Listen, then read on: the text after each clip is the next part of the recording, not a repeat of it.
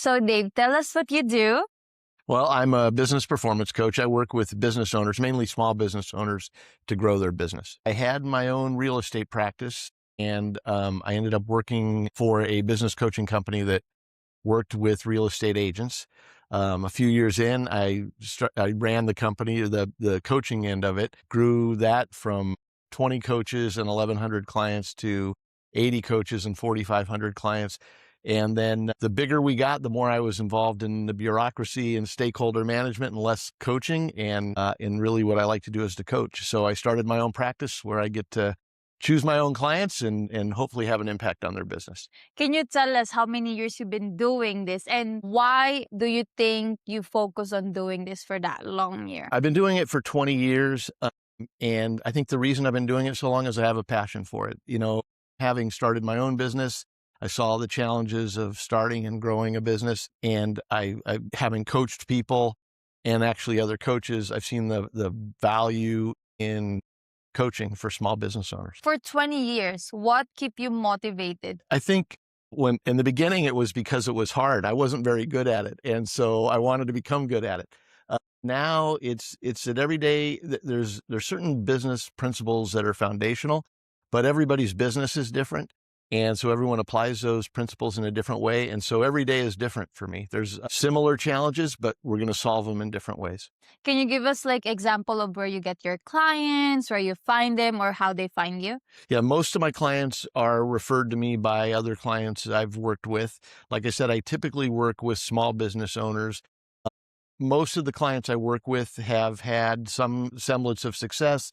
They've typically been in business 5 years or longer, and they hit a ceiling. Even the most successful business owners will hit a ceiling eventually. And when they do, I help them break through that. And so they're typically referred to me by somebody who's worked with me in the past. With all your clients, and do you like travel to go see them? Do you do this online? Where you like work with them? It's all virtual. We do it over teleconferencing software. My clients are, I have clients all over the United States. So it'd be tough to travel to each one of them. So we do it virtually. Do you have like any partners or employees that's working with you? Nope. A solo practice. The company I used to run, I had 100 people on my team, and we were a company of about 250. But like I said, the bigger we got, the more I was caught up in bureaucracy. So when I started my own practice, I wanted to make sure I kept it small. So just me working, and I typically work with no more than 20 clients at a time. That's good. I'm really happy you actually found where you like find your happiness. Yeah, thanks. I think it's important. Yeah, I think it's really important that you find where you like feel comfortable and happy. I mean, we're not always supposed to be comfortable, but like at least we're happy doing it. Yeah, right? I think it's fulfillment, right? Like I had a client actually who he had created the perfect life for himself, where his businesses had gotten to a place where he didn't have to ever work again. And so he created this nice ranch in Oregon and got to do what he wanted to do every day. And he found that he wasn't happy because there needed to be something to stretch him. And so we actually got him to start another business but do it in a way that allowed him to have the freedom. But I think to your point, it's important to have something to strive for.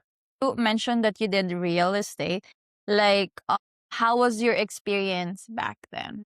It's a long and varied story. I don't know if we have time, but I'll try to get it in. So out of college, I worked for a finance company, and I did that for a little while, and I didn't find it fulfilling. And so what I really loved doing, I was a communication major and I love sports. So I got into sports broadcasting in small markets. I moved into a larger market, and the industry started to change. And so I had to find something to supplement my income while I was doing that, and fell into real estate. And so I sold real estate. I was in broadcasting for about 11 years. I sold real estate for 13 years. And that led to me being invited to work with this coaching company. I was in radio while I was still selling real estate, and then real estate became my main focus. And then I coached while I was still selling real estate, and then coaching became my main focus. And I've been doing that for 20 years. I'm just like curious. Do you think like you're making more money in coaching or in your real estate business? That's a great question. Yeah, more money in real estate than coaching. Now, the coaching is a great industry, and there's an opportunity to make quite a bit of money. But yeah, it's at a certain point, money is important, but at a certain point, I think fulfillment is equally important. Do you think being a finance major, that's what you took on college, right? I was a communication major that found my way into finance. Into Yeah, yeah. finance. Do you think you could work without it to become a coaching? Yeah, I think, it's an interesting industry because anybody can call themselves a coach, right? It's an unregulated industry. All you have to say is that I'm coaching somebody and you can become a coach. And that's, I think it's good because it's a low barrier of entry for people who want to do it. It's bad because for the people who are hiring a coach, you want to make sure they know what they're doing. And I always say there's a progression of professional development. Teaching, training, mentoring, and coaching. They're all important, and not one is more important than the other, but they're different. So if you need to information on what to do, you want to hire a teacher. If you want to develop your skill, you want to hire a trainer. If you want to tap into somebody's experience, you want to hire a mentor. But if you know what to do and you know how to do it and you've had some experience doing it and you find yourself just not doing what you know you need to do or not getting the results that you want to do, that's when you hire a coach. And a good coach is going to draw out the potential that's already inside you. If therapists have a therapist, coaches have coaches. Can you tell us the names or the people who inspire you to do this? Yeah, I'm always working with a coach, and some of the coaches that I've had the good fortune to work with in the past are people like Rich Litvin, Taki Moore. I'm currently working with a gentleman named Carl Bryan. And so I think, to your point, I think if you were a coach and you didn't have a coach, it would be a little disingenuous. Every coach has a different style. And so it's good to find out how they can tap into your potential. I've learned something from every coach that I've worked with. What's one thing you can say in your 10-year-old self right now? Wow, that's a great question. What would I tell my 10-year-old self? I would say you're on the right path. Everything is working out the way it's supposed to work out. You have to trust the process and trust yourself. Before you find your fulfillment, what are the struggles you've been through, and then how you overcome it? Yeah, I think there's commonalities from a business standpoint in the struggle most people have. Most business owners get into a business because they love to do something or they're good at doing something, but they don't necessarily know the business aspect of it, right? So typically people who get into real estate, for example, they love houses and they love people. The business aspect of it are tough. Same with coaching. People who get into coaching typically like to help other people grow.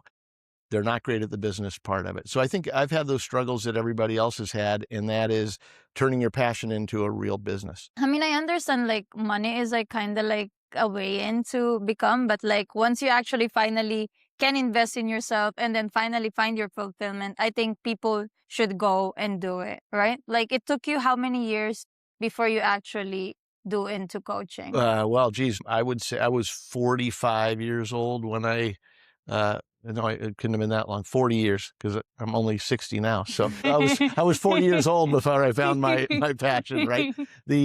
But you bring up a super good point, Sophia, and that is there's certain things that motivate everybody.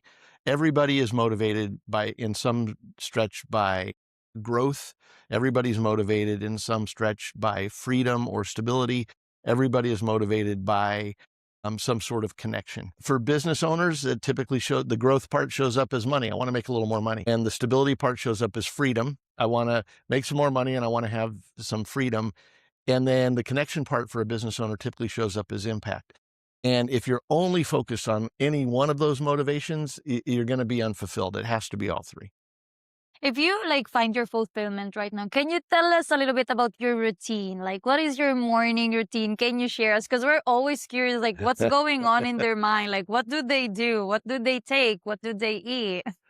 Well, I mean, obviously I don't eat well. My morning routine is I'm very regimented in my morning routine. I'm typically up between 5 and 5:30. I do a little bit of meditation. And then I have some coffee and read. And then I try to get some form of exercise. And then I'll start my business day around 9 o'clock. In my workday schedule is also, there's a routine with it. Monday is pretty much a week that it's my planning day. I'll work on content. Tuesday, Wednesday, and Thursday are my coaching days. And then Friday is kind of my day to recap do my administration, make sure I've tied everything together. Not every business owner is able to have that flexibility. I work mainly with professional services, so accountants, financial planners, other coaches, real estate agents, chiropractors. So they can adjust their schedule a little more to have that type of routine. When did you find your right schedule? I think I'm always trying to tweak it, but I think a lot of people that I work with struggle with that because they're focused on growth, and so growth comes at the expense of balance. And so what I try to work with clients on is making sure we have the end in mind. You may love what you do, but everybody works to fund their life. And so we want to make sure that you're living the life you want to live while you're trying to do the job to fund it. So with the clients I work with, a lot of times we'll start with, hey, what's the life you want to live? Great. Let's build the business backwards from that. And when we do, people typically find that we can free up 10 hours a week because you have to force in the important part of the business if you put your life in your calendar first. So like, do you like actually put your work first or life first in your calendar? Well, are you asking what I coach people to do or what I do? No, I'm just getting I think with everybody, I try to get them to put their life in first and the important things in their life. Like, the way I look at it is, what are some of the big rocks you want to have in your calendar for the year? And what are some of the smaller, exciting things you want to do throughout the year? Let's get those in your calendar. And then in your week, how do you want to live the week? A lot of the professionals I work with, when they come to me, one of the things they say is that they're not making enough time for their family. So we flip the switch. If they had a perfect world and they didn't have to work, what would they do? Would they go to their kids' sporting events or dance recitals? Well, let's put those in the calendar. Did they want to be home for dinner 5 nights a week, 3 nights a week? Let's put that in the calendar. And then once that's in, let's build the business around it. At first, people resist that, but what you find is you can do it because you cut out all the things that keep you busy during the day, but aren't really productive for you during the day. I see. That's good that you're actually like helping them out find their like life first before work. Even I know they need to focus on their work, but you're giving them time to focus on their self as well. Exactly right. And if we build the life schedule and there's not enough time to build the business that they want to build, then we've got to make some sacrifices somewhere. But what most people do is they put the business in first, they sacrifice what they're really working for, and then they hope someday they'll have time to do it. Yeah, there's a balance for sure. You're never going to have the perfect world, but that's exactly right. And there's a well-known book, The 7 Habits of Highly Effective People. And one of the first chapters is begin with the end in mind. And so that's what I think most people forget. Most people, we try to set a goal from where we are and then try to push forward to it instead of let's begin with the end in mind and work backward from it. Thank you for this because I'm actually learning it Okay, myself good. too. Not only for you guys, but for me as well. Like, That's great. this is like really helpful. All right. So, what do you think is the biggest mistake that the small owners do that make them feel stuck? I think there's 3 things. I do want to address them because we've been talking about fulfillment and balance, and I don't want people to think that it's Pollyanna, right? Like the things that I work with my clients about I help my clients add $10,000 a month in revenue, an additional $10,000 a month, and free up time. So I'm very proud of the fact that I've helped over 100 businesses get to $1 million in revenue or more, particularly since only 9% of all businesses ever get there. So while it is about balance, it's also about growth. And that leads into your question, I think, about the mistakes people make. The first is that when people get into business, they don't give themselves a long enough runway to achieve success. Most people get into business because they have a passion for something or they're good at it, and they think they're going to see results right away. It's been my experience that most businesses that start won't make a profit for at least the first year. So you have to have enough runway to be able to weather that storm and not quit. The second thing is when people start to experience a level of success. So there's kind of 3 main levels of a business growth. There's the build phase. That's where you're making less than about $10,000 a month. Once you get to $10,000 a month, you have some stability in your business. And then the next phase is grow phase. And most small business owners live in that. That's anywhere from $10,000 a month to about $85,000 a month. At that $85,000 a month mark, which is the $1 million a year mark, it's the scale phase. So most businesses are in this grow phase. When they're in that grow phase, the mistake they typically make is they don't hire soon enough when they need help. They're the engine of their business instead of the driver of their business. And when they do hire, when they reach a place where they, oh my gosh, I have to hire now, they hire out of urgency. So they tend to make bad hires initially. So what I try to work with clients on is, as we're moving through the grow phase, let's put processes in place that we're able to hire when we need to, and we're going to hire for role, not person. Because when you hire out of urgency, you go, oh, Sophia's a good person, I'm going to hire her, and then you may or may not be the right person for the role. So that's the two biggest there's three biggest mistakes. One, not enough runway. Two, not hiring soon enough. And three, when they do hire, hiring out of urgency. The other thing that I would say is people try to scale too quickly. So when I started in coaching, people would come to me and say, hey, I want to make $100,000 a year. Now people come to me and say, I want to make $1 million a year. And it's absolutely doable, but you're not going to go from $200,000 to $1 million. And that's what people are trying to do. And that's why I focus on, we're going to add an additional $10,000 a month. So, $240,000 a year, you're making $20,000 a month. Instead of saying, I want to make 500,000, let's get you to 30,000 a month, and then 40,000 a month. And if we do it that way, we'll actually get you to $500,000 quick. That's good. It's like one step at a time. Absolutely. I call it the level up process. It's a framework that I use with my clients. Yeah. That's really good. I'm actually learning. Like Good. really, because I'm like, I do like have like a cosmetic business. Yeah. I'm trying to run. Like I might be launching it next year. I don't know when, but like I want to work with it. But like I'm always like writing notes down. I'm like, okay, you know what? If it's time to hire, this is the time to hire. I'm like, Exactly. even I don't have like the real step, but I'm like writing them down to like for me to know what to do like in my future. Yeah. I think that's smart. And start with the end in mind, right? Like the other thing I tell people when they're starting a business, start the business with the idea that you're eventually going to sell the business. Not that you ever will, but if you build a business that way, you can if you want to. And so it's starting with that end in mind instead of, a mistake a lot of people make. There's three things when I'm working with a small business owner that get in the way of their growth. One is just growth stalls. And usually it's because they're trying to do too much instead of leveraging people and systems. The other is that they become the bottleneck of their business because they're trying to do too much in the business. And then the third, I call it business by Band-Aid. And that's problems come up. And so instead of taking time to assess the problem and solve the problem, we stick a Band-Aid on it, and then another Band-Aid on it, and then another Band-Aid on it. And all of a sudden we have a super complex business. But if you start with the end in mind, then you're not putting Band-Aids on problem. You're solving not just this problem, but what will be the next problem you have to solve. Who do you think is easier to work with? The people who's like making 100,000 a year or 1 million a year? Definitely 1 million a year. And the reason is the problems are different. The problems are often more complicated at $1 million a year, but they have the resources to weather a storm, typically. Now, that's not entirely true because some people will make $1 million a year but have $900,000 in expenses, and so they don't have a lot of bandwidth there either, right? So it's not just revenue; it's profitability. But typically, if you have more resources, you can weather the storm longer. The most exciting people to work with are the people making $100,000 a year because they're hungry for the growth, right? I know there's no perfect time, but when do you think they should find you? Well, that's a great question.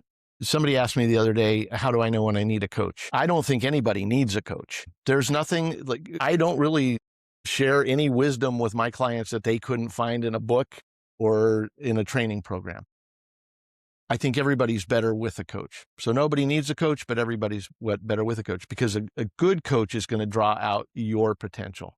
So the business owners I work with, they're smart, they're successful, and they've hit a plateau. And usually that plateau is because they're doing things the way they used to do things. They know more about their business than I'll ever know about their business. So what I try to do is get them to see their business from a different perspective so that they can, that whatever's causing their bottleneck doesn't keep causing the cap. So I don't know that there's any one time that somebody would seek me out. When people tend to seek me out, it's when they've hit this level of success that they can't seem to break through. Typically, when they come to me, they say one of two things or two things. It's either I'm making all the money I want, I need now to figure out how to enjoy it because my business is consuming me 24/7. Or I want to make more money and I don't want to I can't keep up at this pace. So really a lot of what we focus on is how to grow their business and free up their time. After 20 years of coachings, what are the patterns you see over and over and over again? Wow. I would say this: losing sight of what you're actually trying to accomplish. So people get busy, but to what purpose? And so one of the things I try to work with my clients on is what's the destination we're going after? And then are we backing that into a series of targets we can hit and a series of missions that we can engage in? The other thing that a pattern I see is that people try to use somebody else's playbook. And instead of leveraging their natural gifts and their natural abilities, they try to find a playbook that's, well, this is somebody told me I have to do it this way. And usually that doesn't work.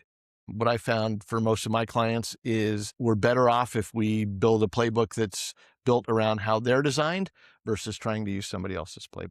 Thank you so much for everything that I learned for you. I actually learned a lot. It was so fun actually get to meet you and to talk to you.